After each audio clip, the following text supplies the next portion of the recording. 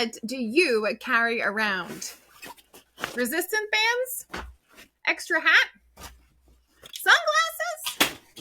What else? Clean socks? Listen, today we're talking about what you carry around. No, not in your gym bag, but in your positivity toolkit. So I'm going to ask today, what do you carry in your toolkit? Not for the big dramatic meltdown, but I mean like the everyday stuff.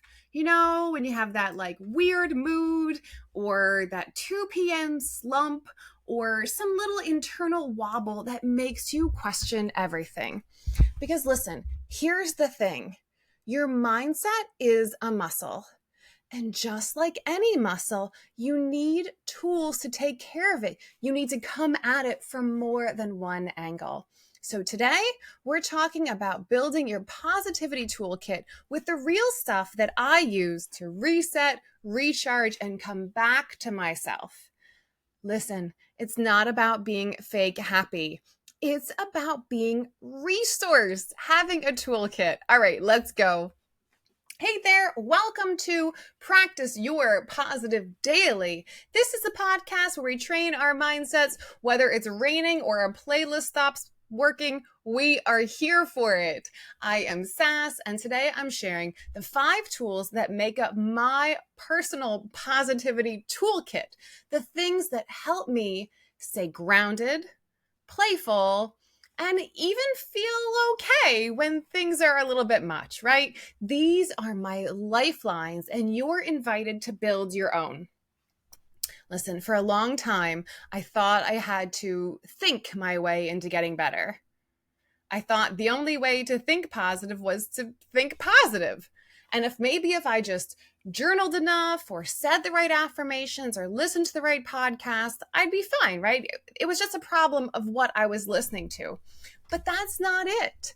The truth is, when I'm in a low place or even that 2 p.m. weird wobble, my brain doesn't want a thought. That often doesn't really help me. What does help me is action. I needed tools that I could actually use. Things that I could actually do, actions I could take to shift my energy, not bypass it, but reclaim it, take it back. So over the years, I built a toolkit. It wasn't overnight. It was a little at a time. I found what worked. I found what didn't work. And now I want to help you build yours, knowing we're all going to have those days where we could use just a little bit more positivity. So here are my 5 positivity toolkit essentials. Number 1, you're not going to be surprised. It's movement. Even a little bit, any kind of movement. If you know me and you know Practice Your Positive, you know that by moving your body, you can move your mind. That shift is clutch. So whether that means hitting the heavy bag or walking and dancing or even just stretching on the floor while my daughter colors next to me, right? It's doing something physical, moving that energy, not being stuck in that negative mood.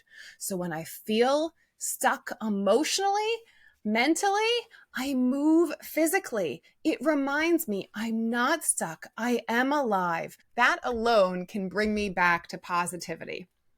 All right, number 2, I say mantras that actually land, right?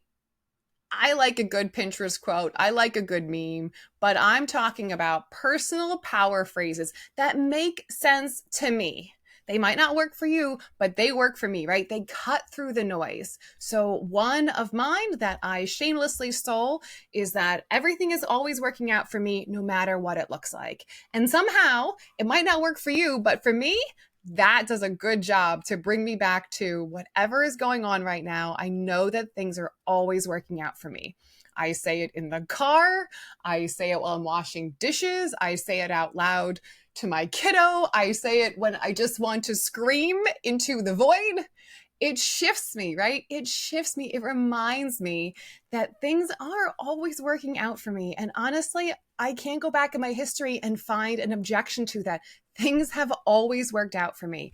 It shifts me from panic to presence, and that is so good, right? That is just what you need. Okay, and number 3, silence. Like nothing. We live in a world that's just so loud, and I can get overstimulated. And if I'm in a wobbly mood and there's too much coming at me, honestly, it just makes me kind of spiral down into that wobble mood. And so what I found is that just a few minutes of silence, of doing nothing, not listening to a podcast, not even listening to uplifting music, really 5 minutes of nothing. No phone, no music, no scrolling, no fixing, no playing with my hair, no nothing. Just me sitting quietly, breathing. Sometimes I cry, right? Sometimes I stare at a dot, but I always come out a little more stable, right? A little clearer. I feel a little bit more like myself again. I can hear my intuition when the noise of the world isn't so loud. And that quiet space allows me to access my own wisdom, intuition, and really make a connection with something greater than myself. It gives me that space, especially in a world that is so cluttered with noise and input. All right. Number 4, I have safe people.